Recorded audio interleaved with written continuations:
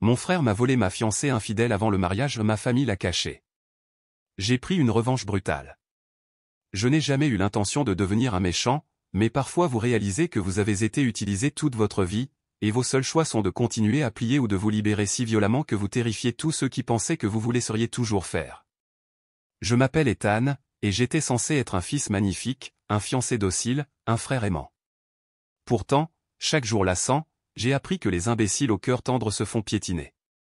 J'étais censé épouser Vanessa, une princesse tirée à 4 épingles habituée à ce que les hommes rampent à ses pieds. Nous étions ensemble depuis un peu moins de 2 ans, et bien que j'ai d'abord ignoré sa superficialité, je jurais avoir entrevu des lueurs de chaleur authentiques. C'était avant la blessure au genou, avant que tout le monde ne m'abandonne comme si j'étais un meuble encombrant. Une déchirure de mon cartilage s'est révélée être une déchirure de mes illusions. Une seule trahison peut être pardonnée, mais que se passe-t-il quand elle se multiplie, quand la fiancée en qui vous avez confiance couche avec votre frère, quand vos parents vous laissent pourrir au sous-sol après une opération, quand ils conspirent tous pour vous couvrir de honte, puis vous poursuivent en justice pour avoir refusé de continuer à payer pour un mariage qui est une sinistre plaisanterie? Je suppose que c'est à ce moment-là qu'un germe de rage prend racine. J'ai passé des années à me sacrifier pour eux, et je n'ai eu que des mensonges en retour. Peut-être qu'un homme décent s'en irait, mais j'ai choisi la guerre, et je ne prétendrai pas être le héros de cette histoire. Tout a commencé avec mon opération du ligament croisé antérieur, 4 semaines avant le mariage. Je me suis déchiré le ligament en jouant un match de basketball amical le week-end, un pivot malheureux, un claquement, et des nerfs enflammés parcourant ma cuisse. Cette blessure m'a laissé boitillant, dans une douleur humiliante. Mon père, David, a aboyé que j'aurais dû être plus prudent.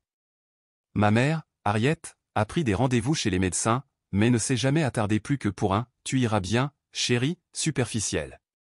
Vanessa s'est montrée inquiète au début, elle souriait gentiment à l'hôpital, me caressait les cheveux, promettait de prendre soin de moi dans la maladie comme dans la santé.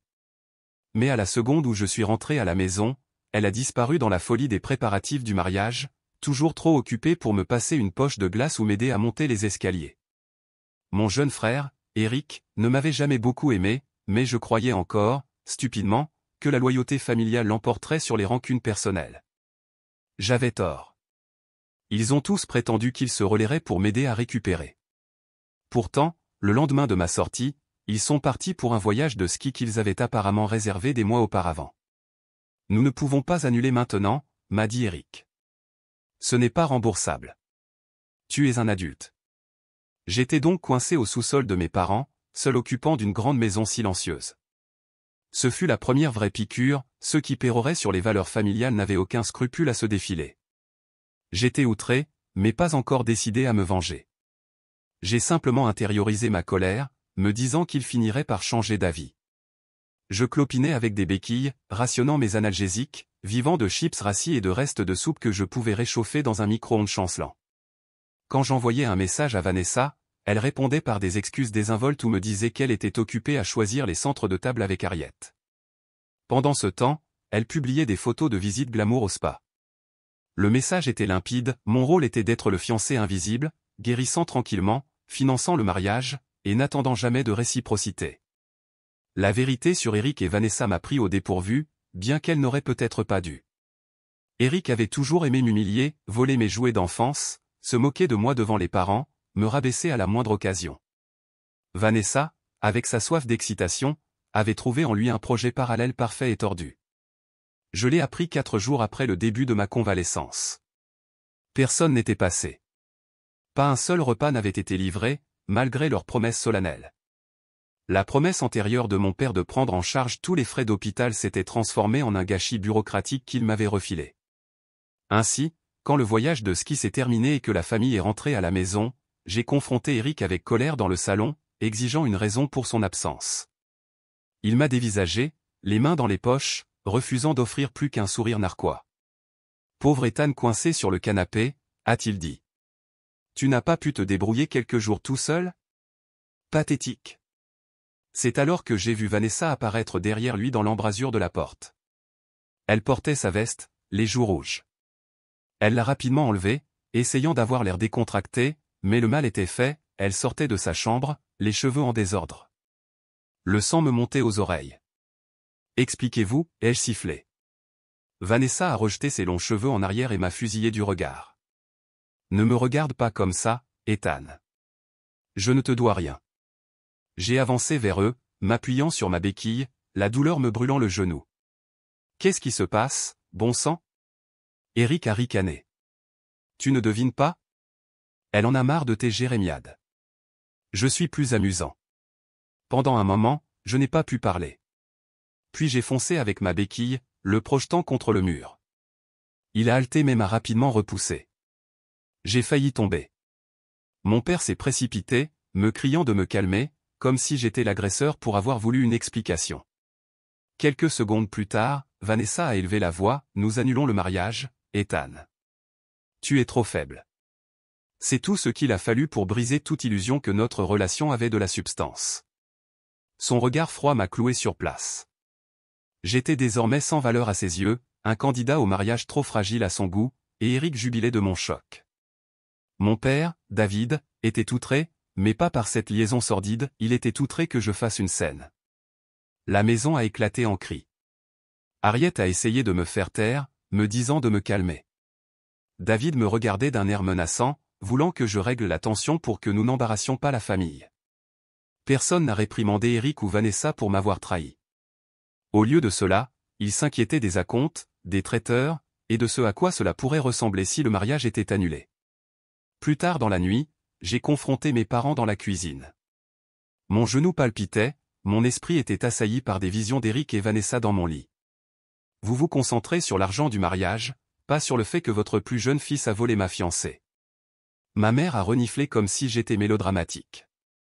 Nous avons payé cher la cérémonie, Ethan. Je l'ai dévisagé. Vanessa me trompe.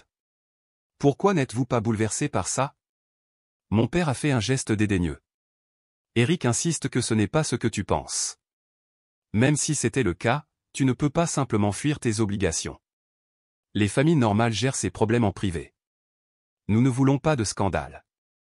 Un calme tordu s'est installé dans mes entrailles. Leur froide indifférence a attisé quelque chose en moi. Vous voulez que je gère ça? Très bien.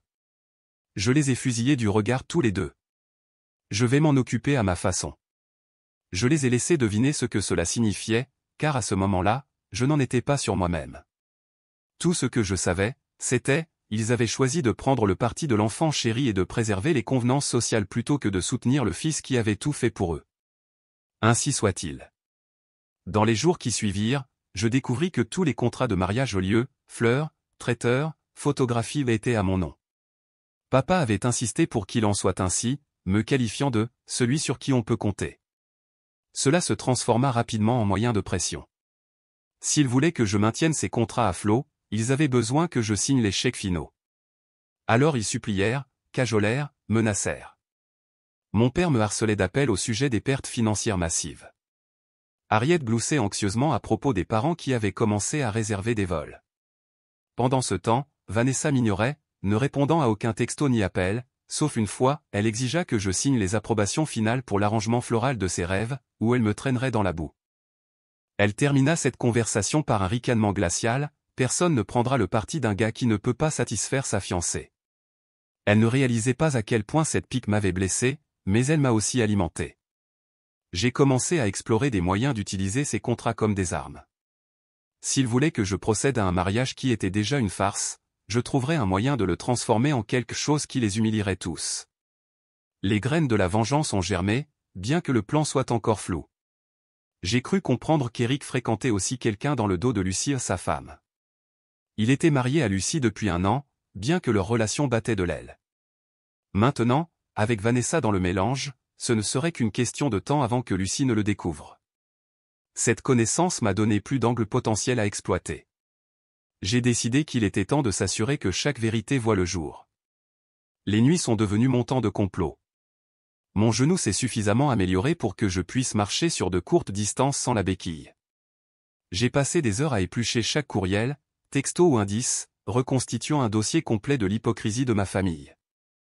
J'avais des reçus pour les acomptes du mariage, des messages de Vanessa où elle exigeait que je continue à payer ou que je subisse sa colère, et même des notes vocales cinglantes de ma mère me traitant de mélodramatique. J'ai tout sauvegardé. Qu'ils essaient de déformer l'histoire quand j'aurai des preuves tangibles. Un après-midi, Lucie est venue à la maison à l'improviste. Elle cherchait Eric. La pauvre femme m'a demandé si je savais pourquoi son mari ignorait ses appels. Quand je lui ai parlé de sa liaison, elle s'est figée d'incrédulité. Je lui ai montré un texto que j'avais subrepticement capturé du téléphone d'Eric, la preuve qu'il emmenait Vanessa en douce dans un hôtel près de la piste de ski pendant que tout le monde skiait réellement. Son visage a pâli, les larmes lui montant aux yeux. Elle ne m'a pas blâmé, au lieu de cela, elle m'a remercié de lui avoir dit la vérité. Puis elle a promis de me transférer toutes les captures d'écran pertinentes du téléphone secret d'Eric si elle les trouvait. Les alliés viennent d'endroits étranges. Quelques jours plus tard, Lucie a tenu parole.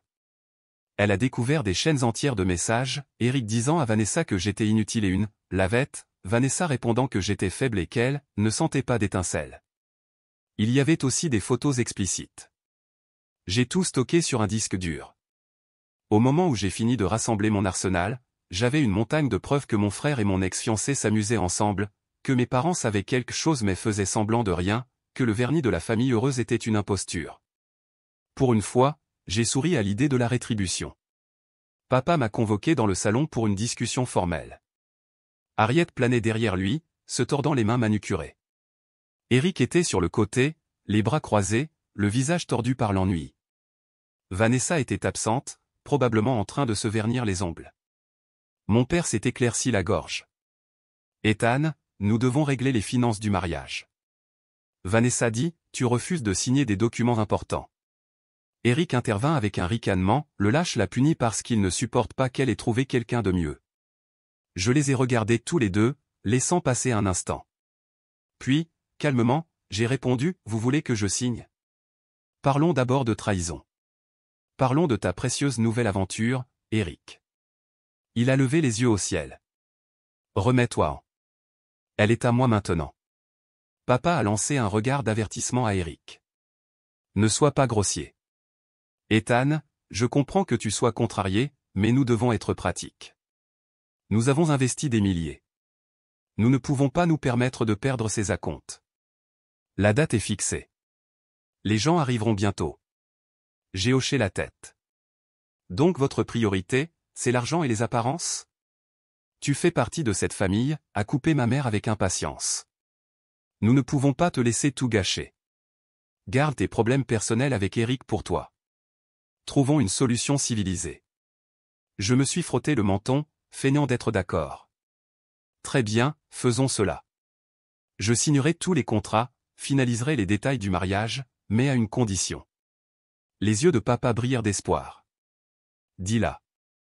Je me suis penché en avant. Je veux des excuses publiques d'Eric et Vanessa devant toute la famille, une confession complète qu'ils m'ont humilié. Ensuite, je veux qu'ils me remboursent mes frais d'hôpital que papa avait dit qu'il prendrait en charge mais ne l'a jamais fait.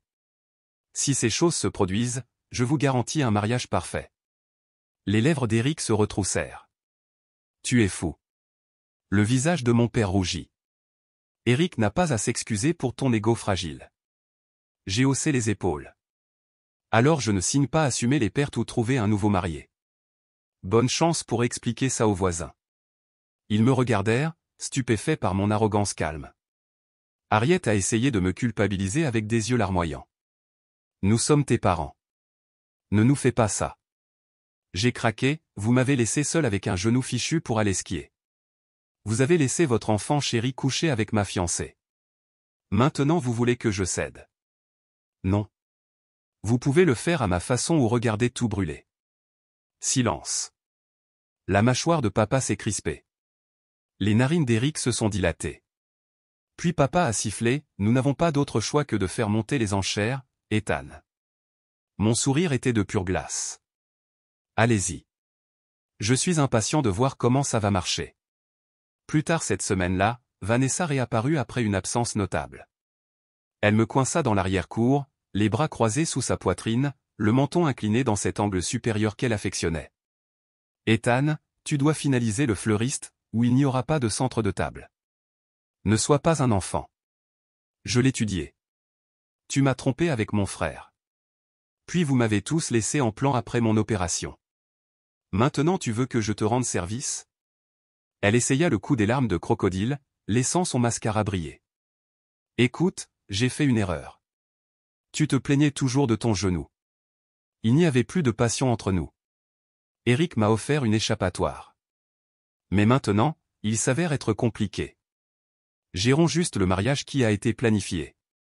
Nous pourrons nous séparer discrètement après. Un petit rire m'échappa. Alors, tu veux que je me tienne à l'hôtel à côté de toi comme un marié fantoche, juste pour préserver ta réputation, et ensuite nous divorcerons discrètement une fois le spectacle terminé. Ses joues brûlèrent. Nous épargnerions l'embarras à la famille. Tout le monde pourrait garder son argent. Tu aurais l'air magnanime, et qui sait, peut-être même que tu repartirais avec la moitié des cadeaux. Elle s'approcha, baissant la voix, si tu gâches ça, ton père s'assurera que tu le regretteras. Tu sais qu'il a des relations. Je laissai échapper un rire sifflant. Des menaces? Comme c'est adorable. Elle essaya de garder son sang-froid, mais je remarquai un tremblement dans sa lèvre. Écoute, je suis fatigué du drame, Ethan. Fais juste ce qu'ils disent. Nous ne t'embêterons plus après. Je haussai un sourcil. Tu penses que tu peux m'empêcher de déballer la vérité? Toi et Eric n'avez aucune honte, mais je ferai ce qui me plaît, Vanessa. Maintenant, dégage de ma propriété. Son assurance vacilla. Elle me regarda comme si elle n'était pas sûre de qui j'étais devenu. Puis, elle tourna les talons et partit. Une vague de sombres délices me parcourut. Je ne l'avais jamais confrontée aussi directement. Peut-être que j'en avais fini d'être le paillasson de la famille. Lucie devint une amie improbable. Elle et moi nous lamentions d'avoir été trompés par les deux mêmes serpents. Elle était furieuse, déterminée à divorcer d'Eric, mais avait besoin de preuves pour protéger ses finances. Je lui fournis avec plaisir chaque élément de preuve numérique. En retour, elle m'offrit des conseils juridiques. Son cousin était avocat. Ce cousin me présenta à une avocate pleine de ressources nommée Marjorie, spécialisée dans les litiges familiaux et le droit des contrats. Parfait. Marjorie écouta mon histoire, haussant les sourcils. Votre père et le père de Vanessa pourraient vous poursuivre pour rupture de contrat si vous refusez de finaliser le mariage. La question est, ont-ils réellement un accord juridiquement contraignant, ou s'agit-il simplement de formulaires d'acompte à votre nom? J'ai haussé les épaules. Tous les reçus officiels sont à mon nom, mais ils ont avancé l'argent. Ils pourraient prétendre que je dois aller jusqu'au bout de l'événement ou les rembourser. Marjorie eut un sourire narquois. J'ai vu des parents vengeurs essayer. Généralement, ça échoue. Ils ne peuvent pas vous forcer à vous marier. Au pire, vous pourriez leur devoir des acomptes partiels s'ils prouvent que vous avez sciemment gaspillé des fonds. Mais si vous avez des preuves qu'ils ont commis une fraude ou une trahison, cela affaiblira leurs prétentions. Vous pouvez aussi contre-attaquer pour détresse émotionnelle. Entendre sa confiance m'a encore plus stimulé. Nous avons discuté de la possibilité de transformer le jour du mariage en un spectacle, les laissant essayer d'organiser la cérémonie mais exposant publiquement tous leurs crimes. Marjorie a appelé ça « la politique de la terre brûlée ». Cette expression a allumé une étincelle dans ma poitrine. J'en avais fini de sauver la face pour des traîtres. Effectivement, un huissier de justice a finalement frappé à ma porte, me remettant une épaisse liasse de documents. Les plaignants, David, mon père, Harriet, ma mère et Norman, le père de Vanessa. Le motif, rupture de contrat, dommages financiers, détresse émotionnelle et atteinte à la réputation. Ils soutenaient que j'avais promis d'honorer un mariage, engageant des frais, mais que je refusais par dépit. Vraiment une famille de vipères, dit Marjorie en feuilletant les documents. Ils n'ont même pas pu attendre une conversation. Ce n'est pas grave, ai-je répondu. Qu'ils viennent me chercher. Je les verrai au tribunal, et quand ce jour arrivera, j'apporterai chaque élément de chantage que j'ai recueilli. Elle a hoché la tête. Soyez prêts à ce qu'ils deviennent méchants. Ils pourraient déformer cela pour vous faire passer pour instable. J'ai pensé à la voix froide et condescendante de mon père. Instable? J'ai des preuves qui montrent qui est vraiment dépravé. Mon téléphone a explosé d'appels de la famille élargie, beaucoup me réprimandant pour manquer de respect à tes pauvres parents et abandonner Vanessa. Des rumeurs circulaient que j'avais perdu la raison, que je refusais d'aider au mariage parce que j'étais devenu accro aux analgésiques, que j'avais proféré des menaces de violence. Les mensonges s'accumulaient sur les mensonges. Je n'ai ni confirmé ni nié. Je voulais qu'il se tortille. Un jour, Harriet m'a coincé près de l'allée, le désespoir gravé sur son visage. Arrête ça, Ethan. Retire ta contre-poursuite. Nous pouvons tout gérer discrètement. J'ai eu un sourire narquois. Retirer? Je n'ai même pas encore lâché les plus grosses bombes. Elle a pâli. Tu ne ferais pas ça. Si les voisins entendent à quel point nous sommes dysfonctionnels. Je l'ai coupé. Ils l'entendront. Habitue-toi. Toi et papa avez eu des années pour faire ce qu'il fallait. Au lieu de cela, vous avez choyé Eric et laissé Vanessa me piétiner. Elle a essayé les larmes. Nous n'avons jamais voulu que tu sois blessé. C'est juste arrivé. Juste arrivé? Une colère brûlante m'a envahi la poitrine. Vous m'avez laissé sur un canapé avec un ligament croisé antérieur déchiré pour aller skier avec vos enfants chéris. Puis, quand j'ai découvert qu'Eric couchait avec ma fiancée, vous m'avez dit de me taire. J'en ai fini de vous couvrir. Elle a entrouvert les lèvres, cherchant ces mots, mais je me suis détourné, la laissant réaliser la gravité de ma nouvelle position. Je me fichais qu'elle pleure ou menace. J'ai goûté au pouvoir de leur dire « non », et j'avais l'intention de continuer à m'en délecter. Eric est venu rôder peu après, craignant apparemment que je ne dévoile tout ce que je savais. « On peut régler ça en privé », m'a-t-il dit dans le garage, la voix étranglée par la tension. « Je te donnerai même de l'argent pour ton silence si tu veux. » J'ai ricané. « Tu crois que je suis si vénal ?» Il a serré la mâchoire. J'essaie d'empêcher Lucie de péter les plombs, et Vanessa panique à cause de la mauvaise presse. Si tu sabotes le mariage, les deux familles perdent. Alors on saura tous la riser. Grattant mes ongles contre la poignée métallique de ma béquille, je lui ai lancé un regard venimeux. Tu l'as saboté toi-même quand tu l'as emmené au lit. Mais laisse-moi deviner, Vanessa n'est plus si attirante maintenant que tu vois le chaos, n'est-ce pas? Il s'est hérissé. On couchait ensemble pour s'amuser. Maintenant tout le monde est malheureux. S'amuser, hein? Je me suis détourné. Je vais te dire quoi, témoigne contre papa dans le procès, admets que lui et Norman m'ont contraint à continuer de payer pour un mariage bidon. Alors peut-être que je ne partagerai pas tes petits textos explicites avec l'avocat de Lucie, ni les photos, ni la chronologie de toute votre liaison. Ses yeux brillèrent de panique. C'est du chantage. J'ai offert un sourire sans joie. Appelle ça un moyen de pression. Tu me donnes l'impression d'être un homme qui ferait n'importe quoi pour se protéger. Alors, fais-le. J'attendrai.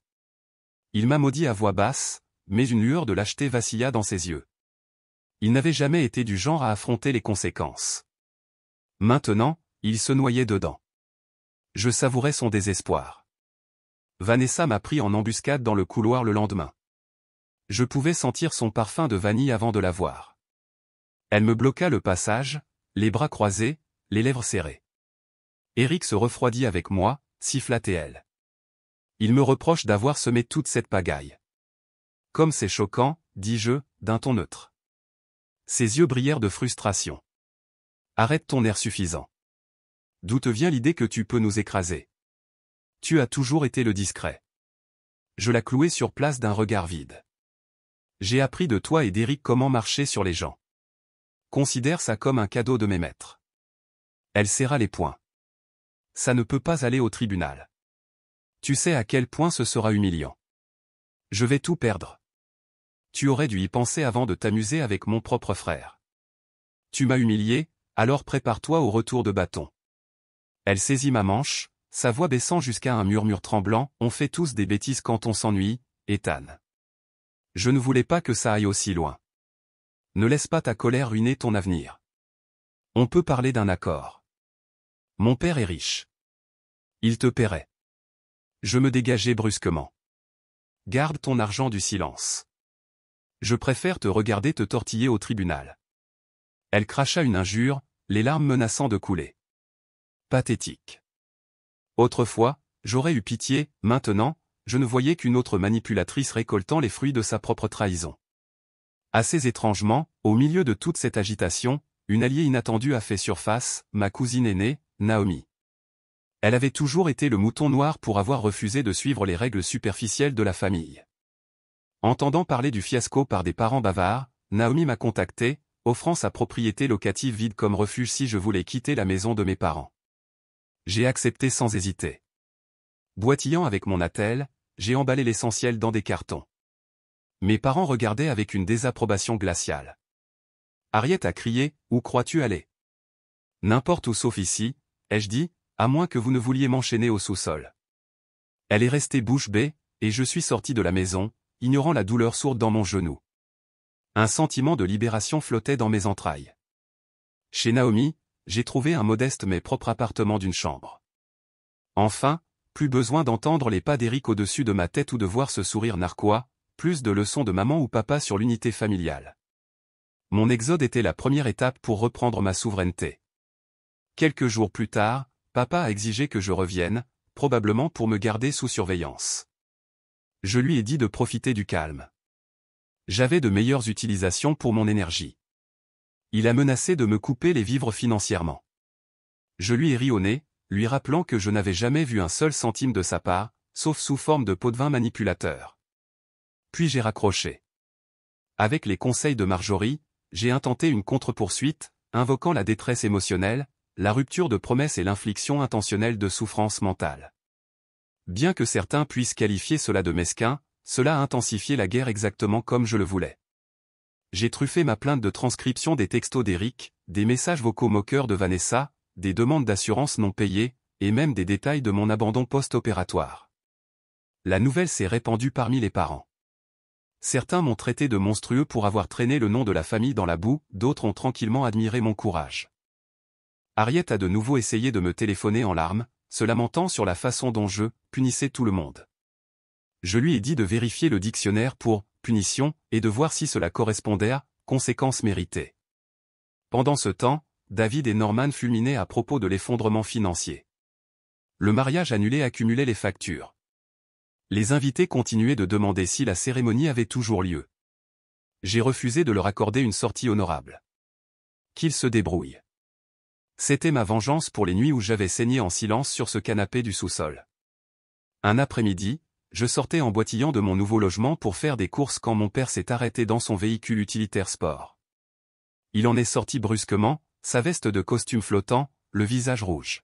« Pourquoi fais-tu ça » aboya-t-il, alors que quelques badauds du quartier ralentissaient pour regarder. J'ai incliné la tête. Faire quoi? Me défendre? Il s'avança vers moi, les poings serrés. Nous sommes tes parents. Nous avons subvenu à tes besoins. Tu nous humilies en public. N'as-tu aucune honte?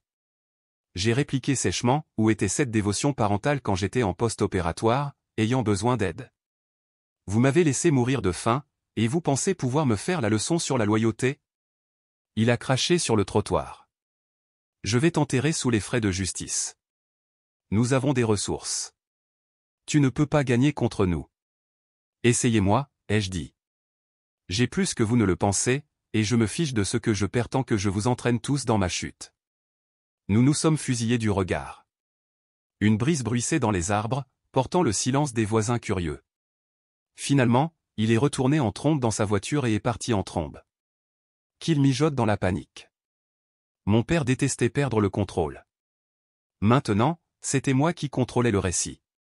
Cette même semaine, Éric s'est présenté à la location de Naomi sans y être invité. Je suis sorti pour le trouver faisant les 100 pas sur le trottoir, le visage défait. « Frère, dit-il, la voix brisée. Écoute-moi juste. Tout est un gâchis. Lucie divorce de moi. Papa perd la tête. La crise de Vanessa effraie tout le monde. Je ne veux même plus d'elle. Je l'ai regardée de haut en bas. Ah. Fatigué du jouet que tu m'as volé. Il a baissé les yeux. Je suis désolé, d'accord? Je ne suis pas doué pour les excuses, mais j'ai merdé. Vanessa était excitante. Je m'ennuyais avec Lucie. C'est juste arrivé. Mais on peut arranger ça. Nous sommes du même sang. Mes entrailles se tordaient de vieux ressentiments. Nous n'étions du même sang que lorsque tu avais besoin d'un bouc émissaire ou que tu ne pouvais pas gérer tes propres problèmes. Hors de ma vue. Attends. Il m'a attrapé le bras alors que j'essayais de passer. Aide-moi à gérer papa. Il perd la tête à cause du procès. Signe juste qu'on réglera ça à l'amiable. Je te défendrai. On dira que tu n'étais pas en faute. Son désespoir était pitoyable. Et en quoi cela m'aide-t-il exactement? Il a levé les mains. Tu n'auras pas à affronter un procès public. Les gens parleront de nous pendant des années. Gardons ça secret. Tu peux retirer ta contre-poursuite, papa abandonnera la sienne, et on s'arrangera pour les finances. Je l'ai examiné lentement. Non. Je veux le fiasco public. Je veux que tout le monde entende précisément ce que toi et Vanessa avez fait. Ensuite, je veux qu'il voie le visage de papa dans les journaux, un père qui a poursuivi son propre fils en convalescence pour protéger un mariage sans valeur. C'est mon prix. Il a juré, les yeux pleins de larmes de colère. Tu es complètement fou. Je l'ai dépassé. Habitue-toi. Une semaine plus tard, Vanessa m'a trouvé après ma séance de kinésithérapie. Elle était perchée sur le capot de sa Lexus blanche, les bras croisés, attendant sur le parking de la clinique. Le soleil de midi soulignait la fureur dans ses yeux. « Tu me détruis », dit-elle dès que je me suis approché. « Que le diable t'emporte », ai-je répondu doucement. Elle serra la mâchoire. « Tu veux me voir souffrir ? Très bien. Mais tu souffriras aussi. J'ai entendu par Harriet que tu boites toujours. Tu seras toujours un demi-homme dans ce sens. » J'ai haussé les épaules. Un demi-homme qui peut encore détruire ta vie. Elle sauta du capot, s'approchant assez pour que je sente à nouveau son parfum. J'allais t'épouser. Tu étais sûr. Mais tu m'ennuyais. J'avais besoin d'un frisson. Ne prétends pas que tu n'avais pas perdu tout intérêt. Maintenant tu veux tout incinérer juste pour me contrarier ? J'ai croisé son regard. Oui. Parce que tu m'as méprisé au plus bas. Personne ne m'humilie comme ça et ne s'en sort indemne. Elle laissa échapper un rire tremblant. Je ne peux pas croire que le fiancé doux et empressé que j'ai connu ait disparu. Que es-tu maintenant ? Tout ce qu'il faudra, dis-je. Toi et toute ma soi-disant famille apprendraient ce que c'est que de supplier pour obtenir pitié. Sa façade s'est fissurée. Je n'ai plus personne maintenant. Eric s'est refroidi. Lucie veut ma mort.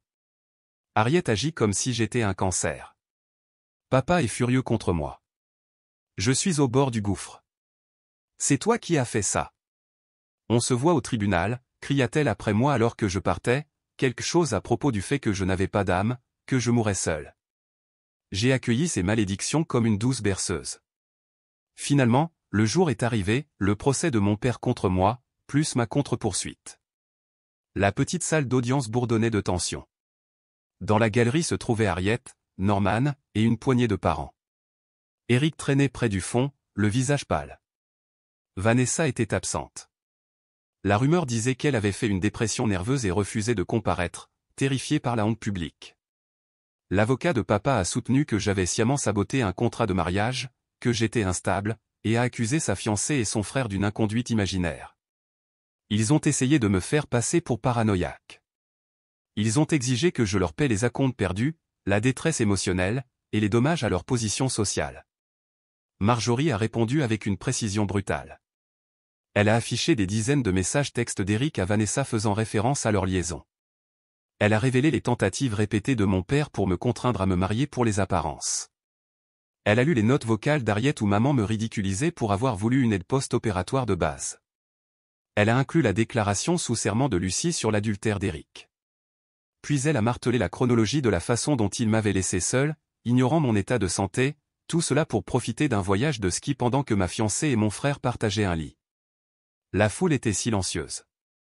Quand la juge, une femme plus âgée au regard sévère, a regardé papa, il était blanc comme un linge. Elle a demandé, « Alors vous prétendez que votre fils a inventé ces messages ?» Papa a balbutié, « Il pourrait être truqué. » Nous ne sommes pas sûrs. Mais Lucie était là, assermentée. Elle a témoigné que tout était réel. Elle avait le téléphone original. Elle a confirmé qu'Eric avait quitté le chalet de Skito, rencontrant Vanessa dans une auberge voisine. Les affirmations de mon père se sont effondrées comme du carton mouillé.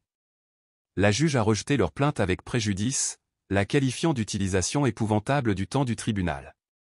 Elle a ouvertement réprimandé mon père pour avoir tenté de forcer un mariage afin de récupérer les acomptes.